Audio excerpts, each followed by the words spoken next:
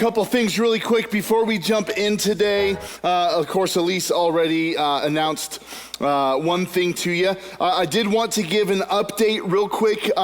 We told you, back when we purchased that land that we would keep you updated as often as we could. Wanted to let you know this week we actually have an in-house meeting. We have a company called Rise Point coming down. They do church design and architecture, and they're going to come down on Tuesday and meet with our team, and we're going to go walk the land, and we're going to have some white wall brainstorming sessions, and they're just going to get a good feel for our culture, our needs, where we're at, our growth patterns, what we love about our current location, what we don't love about our current location, all of those things, okay? And we're going to have a conversation so that they can take that back and begin the design process on a building. So that is super, super exciting.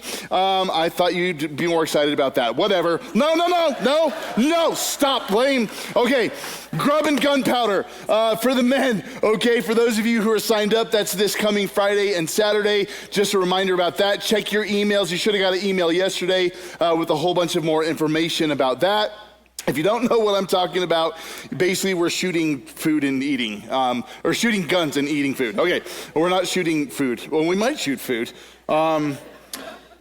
Yeah, okay, we're moving on.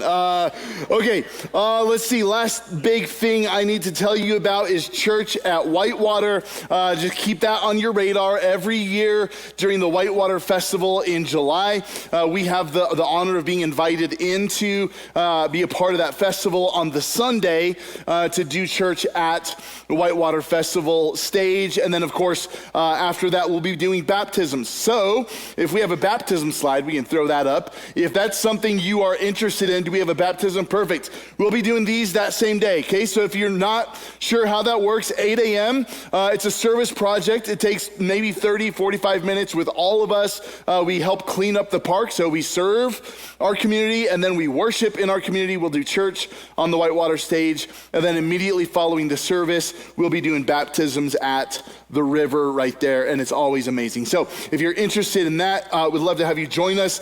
If you're curious about baptism, if you're interested, if you would just like a conversation, scan that QR code, fill out some basic info, and I'll get in touch with you. Would love to buy you coffee and chat more about baptism. Maybe that's something that you've been thinking about or putting off. I'd love to sit down and talk with you about that. So that's coming up. That's July 19th. It's going to be amazing. That being said, today we find ourselves in week 7.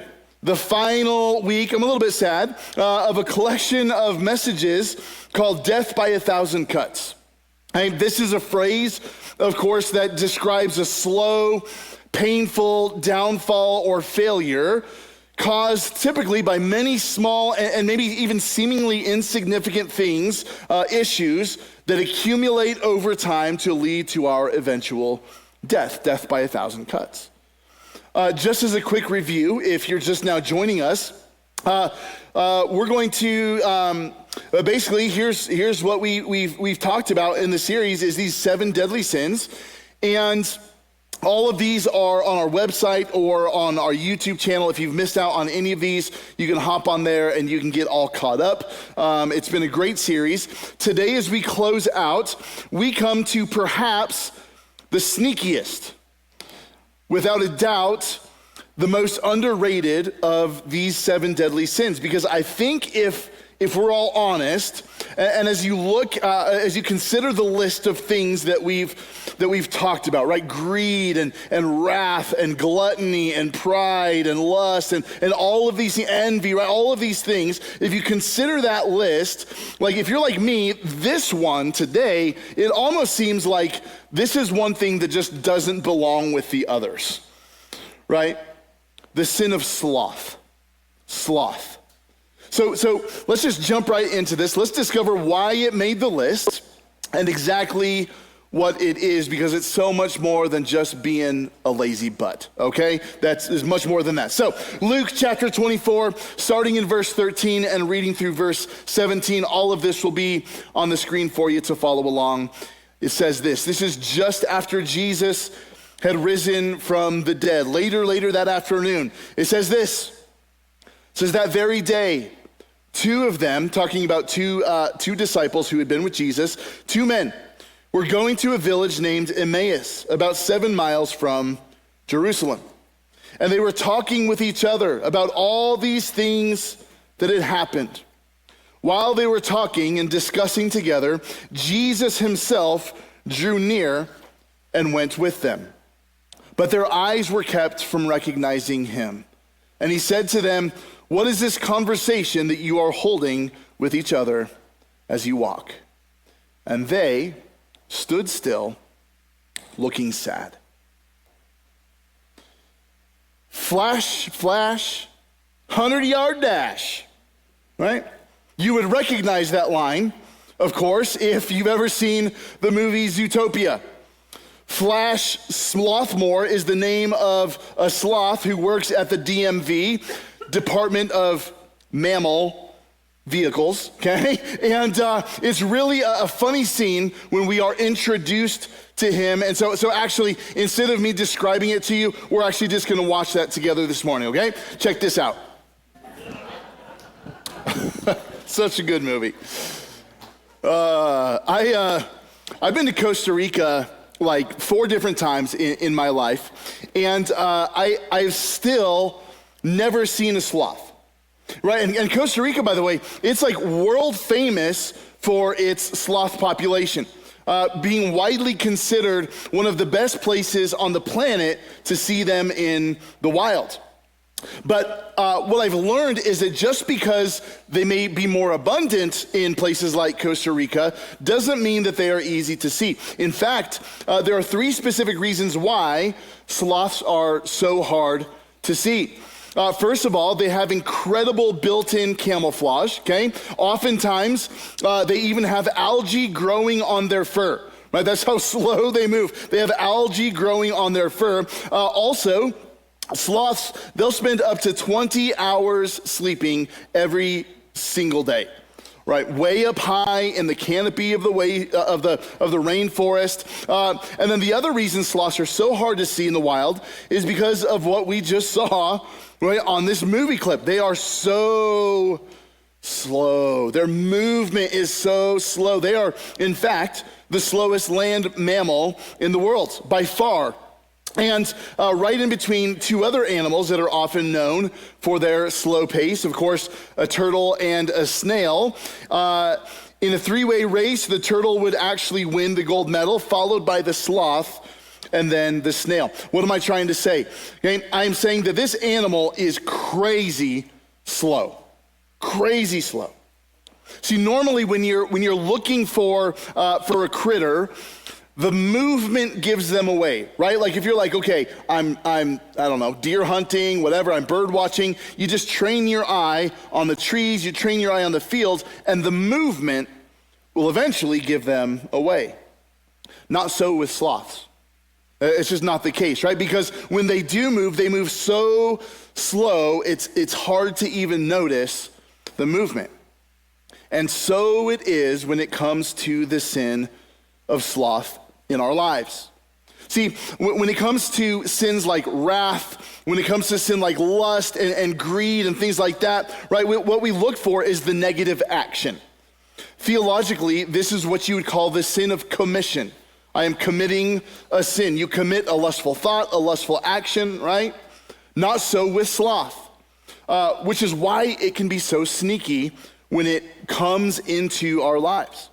Because what we're looking for is something that's not even there, right? That should be there, but it's hard to see. This is the sin of omission. So there are sins of commission. This would be the sin of omission. See, you can sin by what you do, but you can also sin by what you fail to do. And that would be sloth. Let's just take a look at the book of James, chapter 4, verse 17. Hey, here's what it says. It says, "So whoever knows the right thing to do and fails to do it, for him it is sin." To know the right thing and fail to do it is sin. And so it is here on this first Easter Sunday.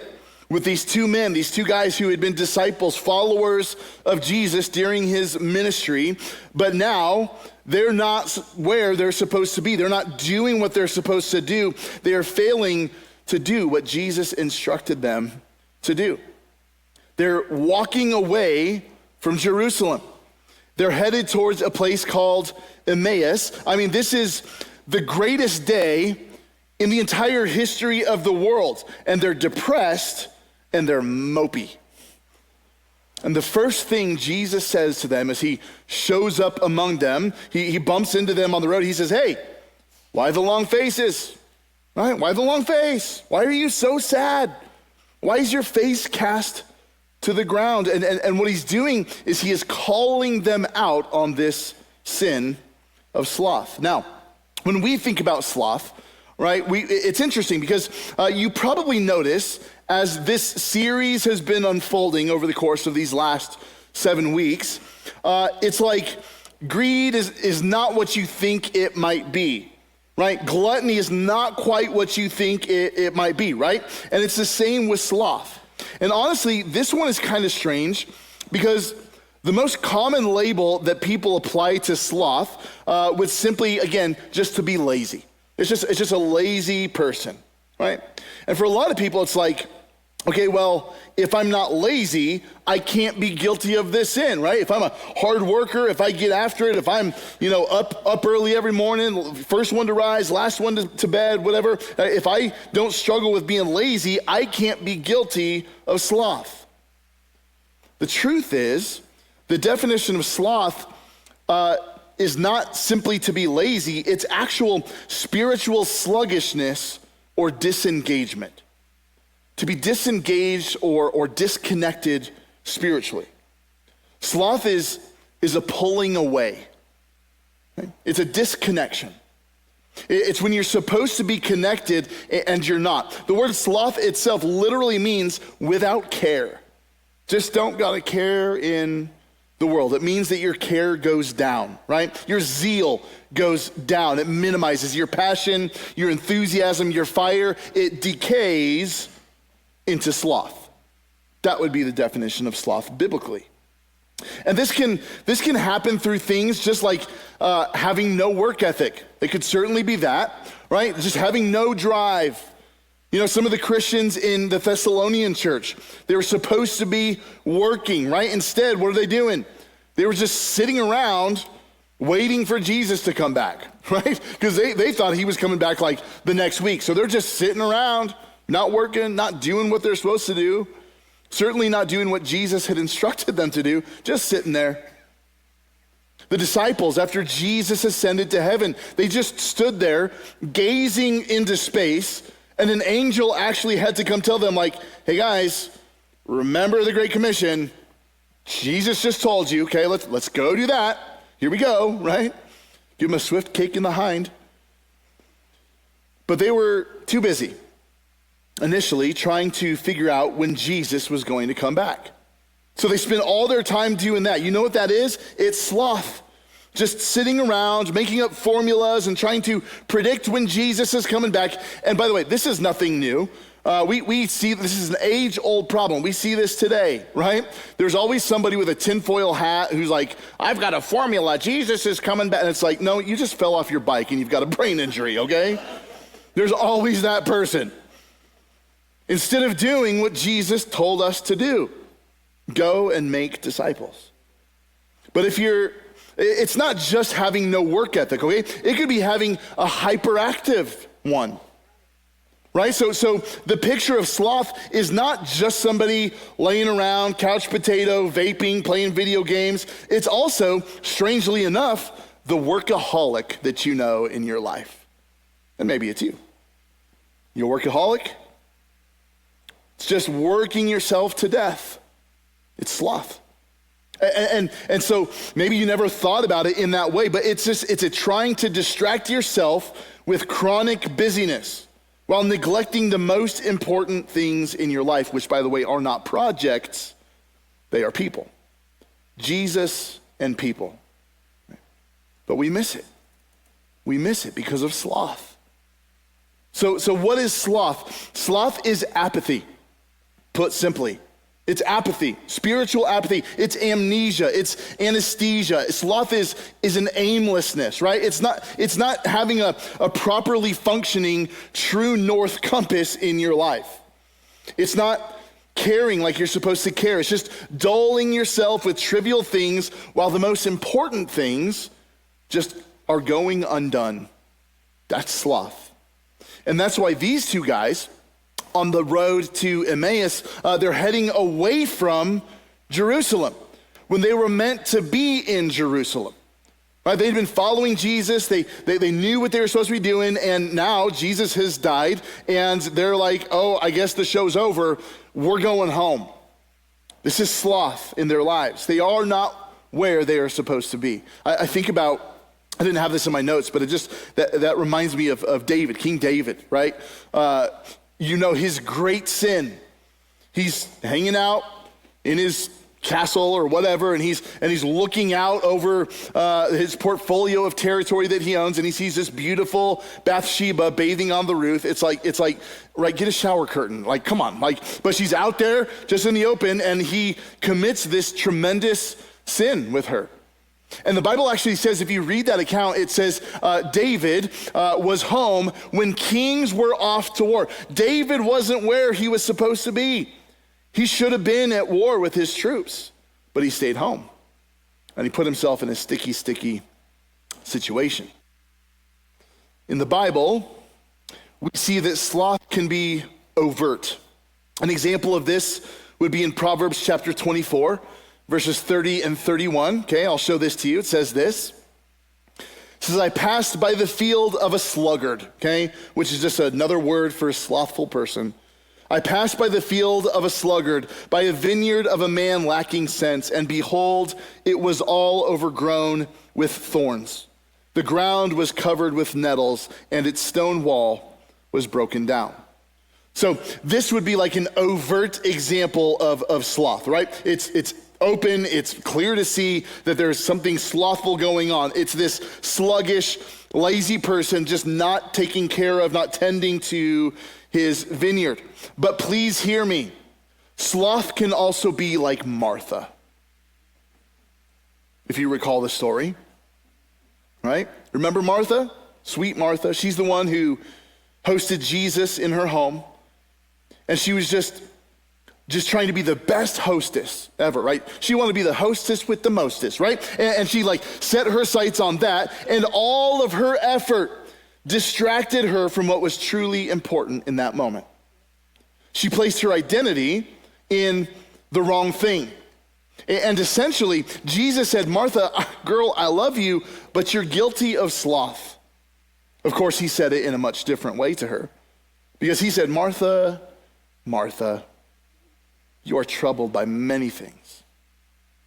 You're so worried about so many things, but listen, only one thing is necessary. That one thing, of course, was for her to do what her sister had done so well, to just sit at the feet of Jesus, listening to him, being filled with the Spirit, being filled with the Word. And Jesus said, Mary has chosen the better thing, and it will not be taken from her. Or how about, as music artist Josiah Queen puts it, sloth is having dust on our Bibles and new iPhones in our hand, and then wondering why you're feeling this way. The answer is because you're distracted and aimless with no focus like you are meant to have in your spiritual life. Or how about this, okay? We'll describe sloth another way. Sloth is actually demonic resistance to the things that your soul actually craves, right? Sloth is spiritual self-sabotage. That's what sloth is, which is why it's so hard to change. Sloth is loafing instead of longing for God. It's consuming instead of serving. It's lounging instead of leading. And I know the animal is cute, but make no mistake, the deadly sin of sloth is not cute. It is cancerous, it is contagious, and it spreads. It spreads. See, here's our problem. Our problem is when we think about sin, we tend to only think about the sins of commission, as I mentioned, right? The ones that we commit. the ones that we throw ourselves into, right? But we forget about the sins of omission, the ones that actually have tremendous power to corrode and decay over time. And it's sin like this that the slow leak just leaves you going, indifferent.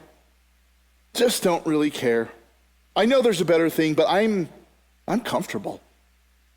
I just don't really think this is important in my life. I'm fine where I'm at. And the Bible says that one of the signs of the end times, before Jesus returns, will be that the love of many will grow cold.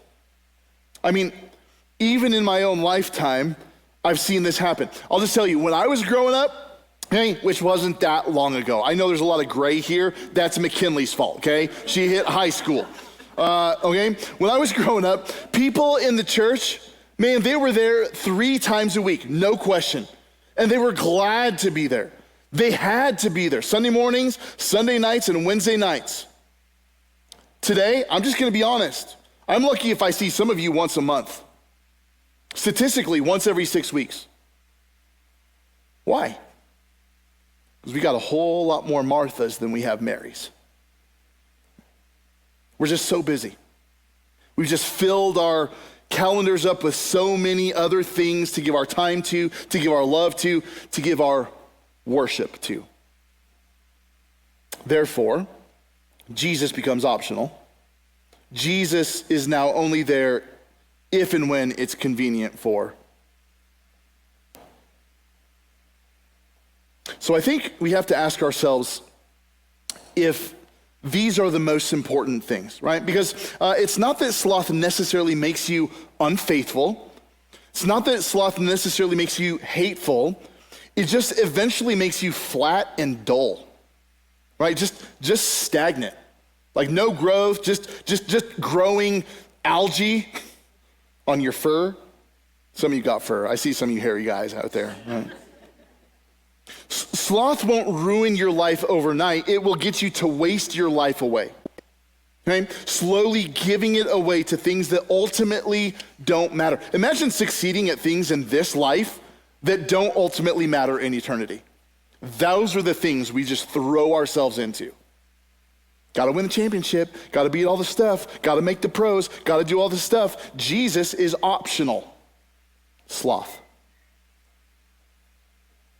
Which brings us back to the road to Emmaus, where we have these 2 sad disciples walking aimlessly because of unmet expectations. See, here was their expectation. What they thought was going to happen didn't happen. So now we're disengaging from the spiritual life that at one point was actually the most important thing to us.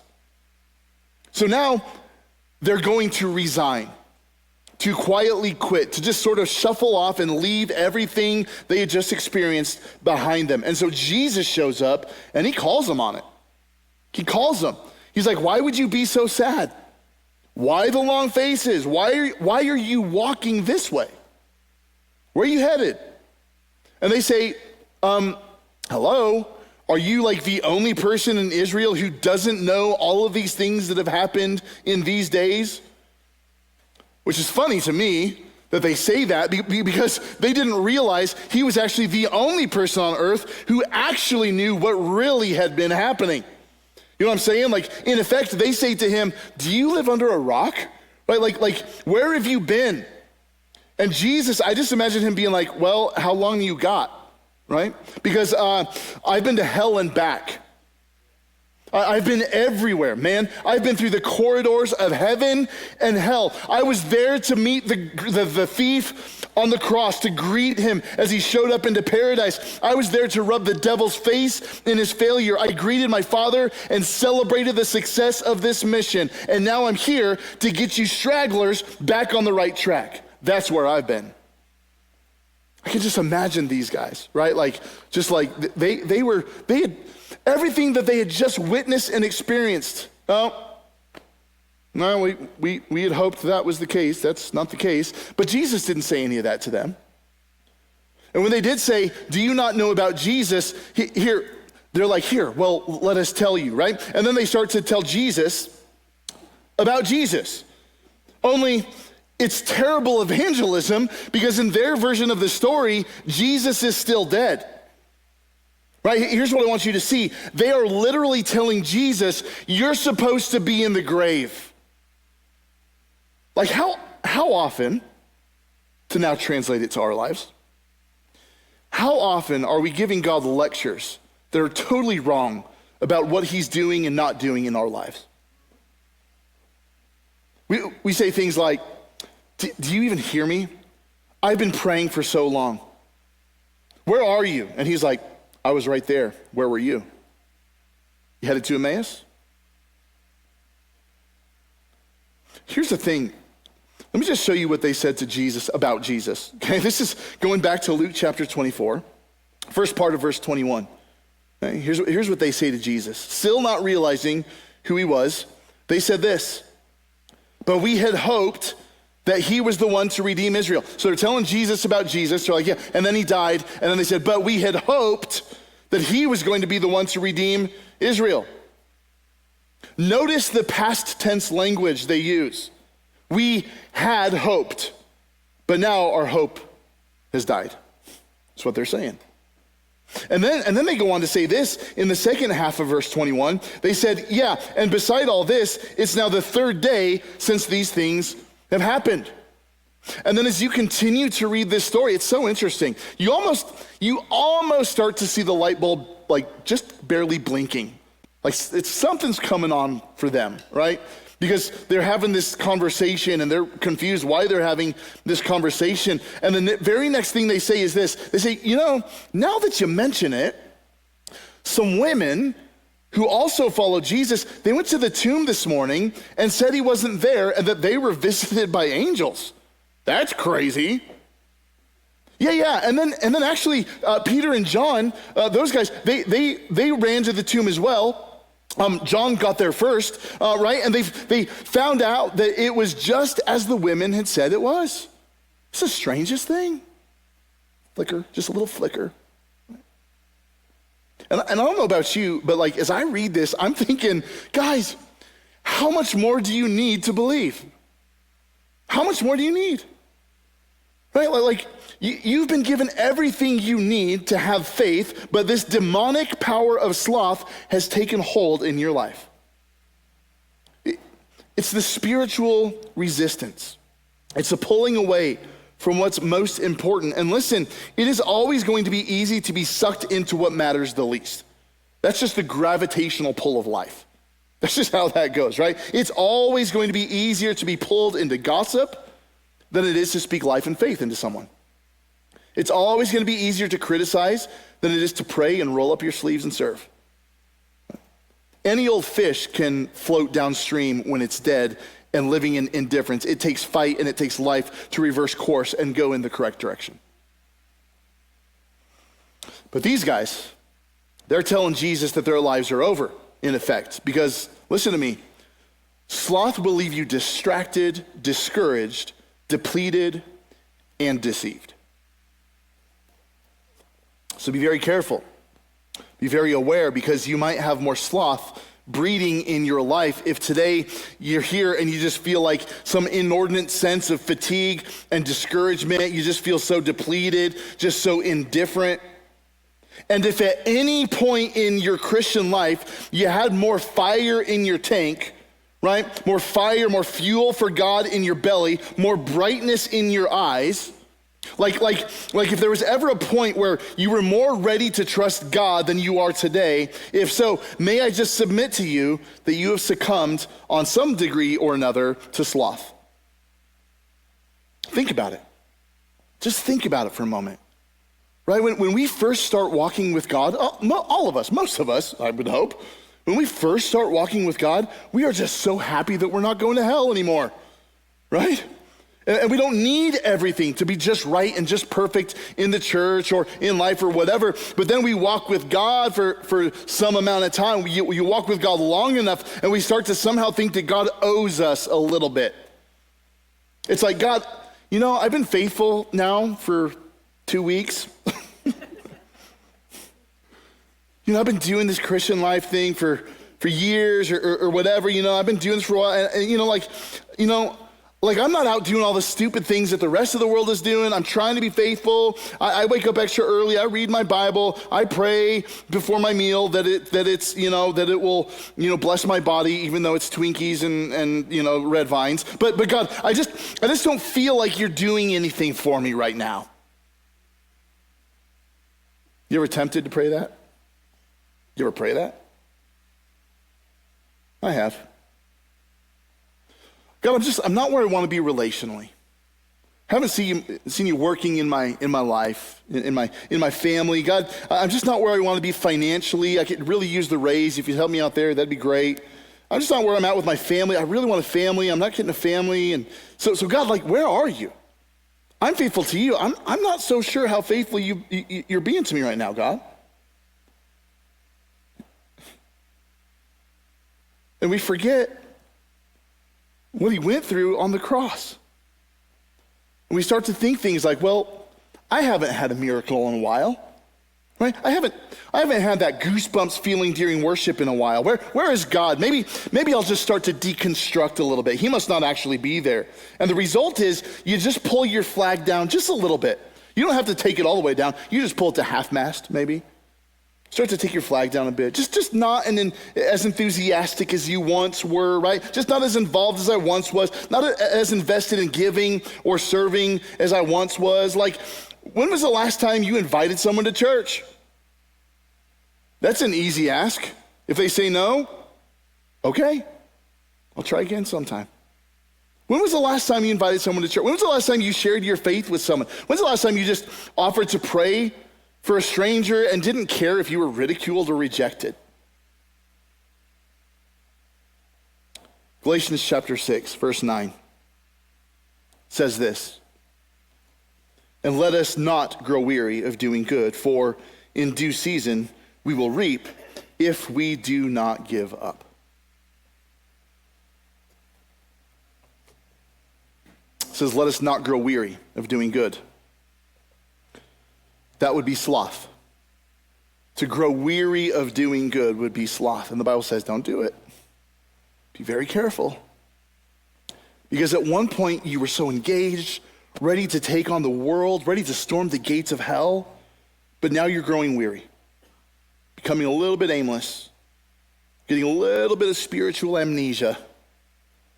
And you forget about all of the good things that God has done. But the second part of that is, if you don't grow weary, in due season, you will reap if you do not give up. See, the sloth wants you to give up. Just throw in the towel. The sloth wants you to out of the promised land, to stay out, keep you out of the promised land. Just wandering laps around the wilderness, right? That's what the children of Israel did. If you recall the story, right? They came out of Egypt. They were rescued out of Egypt, which is a picture, by the way, of coming out of sin, being rescued and saved out of sin, out of hell, out of death. They crossed the Red Sea, which is a picture of baptism into faith. That's what the Bible says. But then you get to the border of the promised land, and you're like, looks scary. Do you know how many Christians have come out of Egypt but have never entered into the promised land? Of course, I'm talking about today. You know how many? They're just living in a holding pattern. Like the people of Israel, not able to go in for 40 years, wandering aimlessly in the wilderness, living under this demonic affliction of sloth.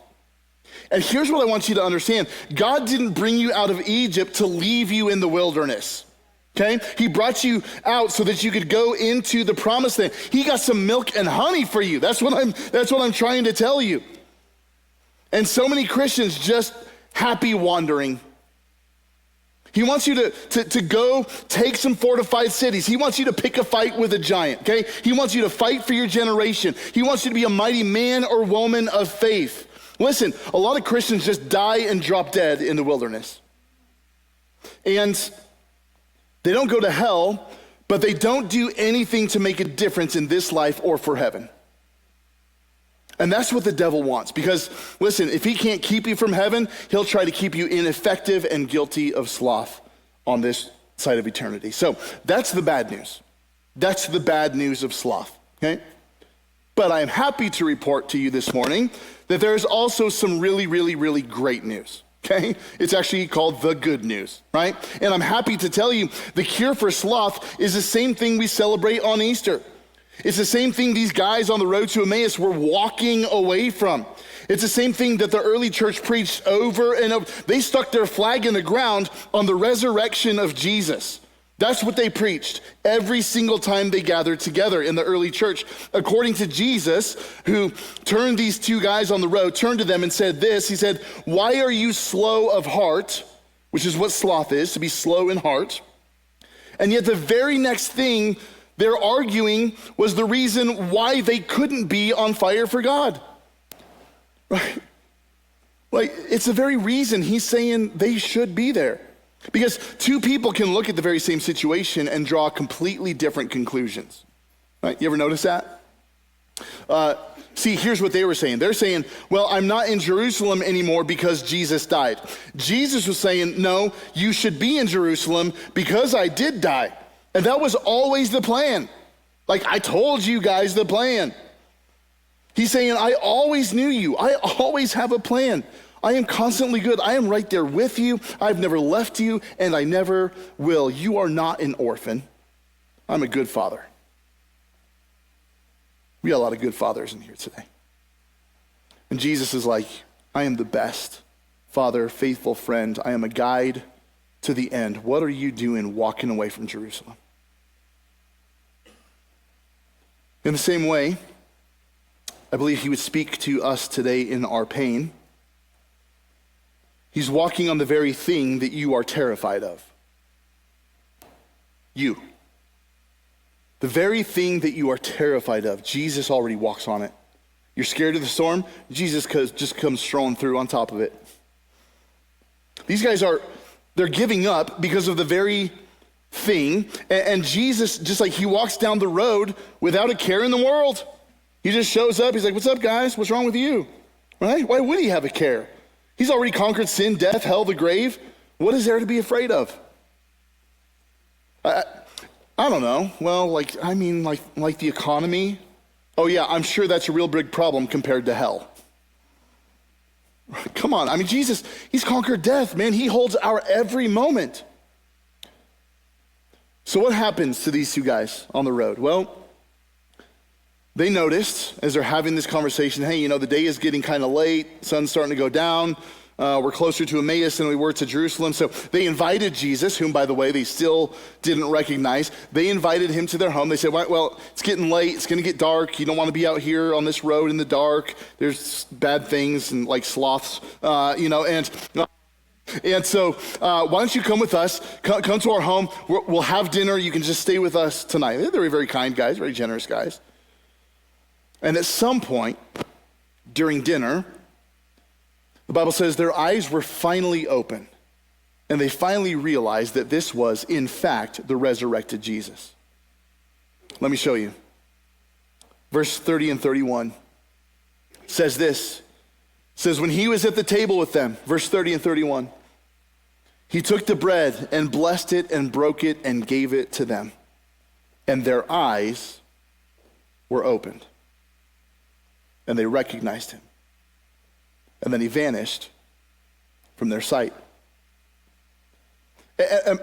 Who knows what finally gave it away? Okay, we're not given that detail, right? Like maybe it was the way he broke the bread in some unique way that they recognized from a time he had broken bread with them before, or maybe it was the fact that when he broke the bread, it revealed his wrists, showing the scars from the nails. We don't know. All we know is their response. Here's their response. Check this out, verses 32 through 35. It goes on to say this.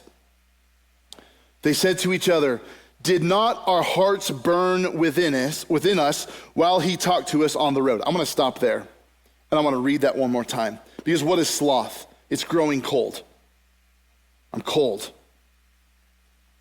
Did not our hearts burn within us while he talked to us on the road, while he opened to us the scriptures? And they rose that same hour and returned to Jerusalem. And they found the 11 and those who were with them gathered, saying, "The Lord has risen indeed, and he has appeared to Simon." Then they told what had happened on the road and how he was known to them in the breaking of the bread. These two guys, here's their response. They didn't have headlamps, okay? They just got up and they ran 7 miles in the dark back to Jerusalem, because that's what can happen when your heart starts to warm up a little bit. Notice what they said. "Did not our hearts burn within us?" That's why I said, I think that the light bulb started to flicker a little bit. And whatever was dead and cold inside of them as they're with Jesus, even not knowing it's him, something started to warm up just a little bit. That's what happens, by the way, when you're on fire for God. They got up and did in a moment what they said could not be done. They'd been walking away, but now they are ignited by the resurrection, and so they ran. Men in that culture didn't run. They didn't run because they had to pull their little tunics up above their knees in order to run, therefore exposing their legs, which would have been super taboo in that culture. And they ran. Here's what I'm telling you. The resurrection of Jesus is the cure for sloth, because it gives you a reason to run again. It gives you a reason to run. You have a reason to run, to overcome apathy. You have a reason to overcome aimlessness. You got a reason to shake off that spiritual amnesia and remind yourself how good God has been in my life. And if you've ever got caught up in a moment where you even started to think that maybe he hasn't been good lately, hasn't done anything for me lately, you need to remind yourself that he already shed his blood. He overcame the grave. He already defeated the powers of darkness. He brought you already into his family, and he gave heaven to you to look forward to. Therefore, he doesn't have to do a single other thing for you. He's already done it. And we should run the race with endurance, always looking to him. And if you run to Jesus, you continue to see the risen Lord. And when you do, here's what happens. As the band comes and as we prepare to respond, here's what happens. You will have hearts that begin to just burn within you. Just like these guys who were headed in the wrong direction, not where they were supposed to be.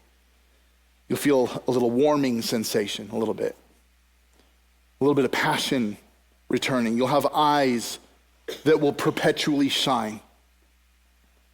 You'll have a mouth ready to speak the good news. You'll have the feet to run swiftly, beautiful feet to run with the good news of the gospel of peace. I want to close our series by reading to you the words of the prophet Isaiah, and we'll let God's word be the final word. This is Isaiah chapter 40, verses 28 through 31. It says this: "Have you not known? Have you not heard? The Lord is the everlasting God, the creator of the ends of the earth. He does not faint or grow weary. His understanding is unsearchable. He gives power to the faint, and to him who has no might, he increases strength. Even youths shall faint and be weary, and young men shall fall exhausted, but they who wait for the Lord shall renew their strength." And here's what I want you to see: "And they shall mount up with wings like eagles. They shall run and not be weary. They shall walk and not be faint."